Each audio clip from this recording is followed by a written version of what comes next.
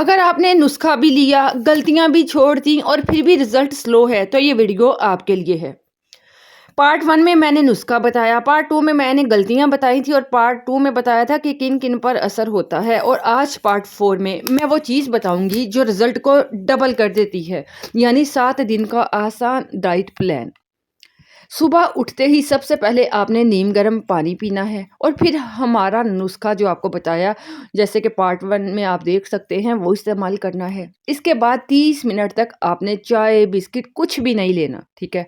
Breakfast की बात करें तो 30 मिनट के बाद आपने एक उबला हुआ अंडा लेना है या एक ब्राउन ब्रेड ले सकते हैं या आप दलिया, वो भी नमक वाला नमकीन ले सकते हैं, मीठा नहीं, ठीक है?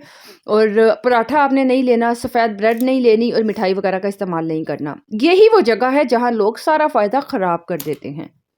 लंच की बात करें, सिंपल फ़ार्मूला, दोपहर का खाना बिल्कुल नॉर्मल रखें लेकिन मिकदार आधी रखिएगा। बेस्ट ऑप्शन क्या है, आप दाल सब्ज़ी लें, चावल आधी प्लेट ले लें, सैलड तो बहुत ही ज़रूरी है। अब इवनिंग की बात करते हैं जो है डेंजर टाइम। आपने शाम वो वक़्त है जहाँ आपका पेट नहीं बल्कि आपकी आदत भूखी होती है, ठीक है?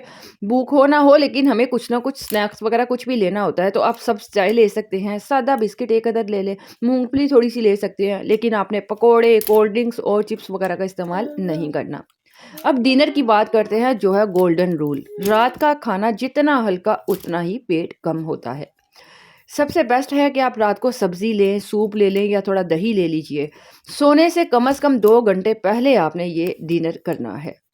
इसके अलावा अगर आप रोज़ 10 से 15 मिनट वॉक कर लेते हैं, तो 7 दिन में पेट की स्वेलिंग वाज़े आपको कम होती नज़र आएगी। याद रखें ये डाइट जादू नहीं है, लेकिन अगर नुस्खा प्लस डाइट इकट्ठे हो जाएँ ना, तो रिज़ल्ट आता है। अब कमेंट में बताइए कि आपके लिए सबसे मुश्किल चीज़ कौन-सी है? नाश्ता, शाम का या रात का खाना? मैं खुद आपको इसका जवाब दूँगी।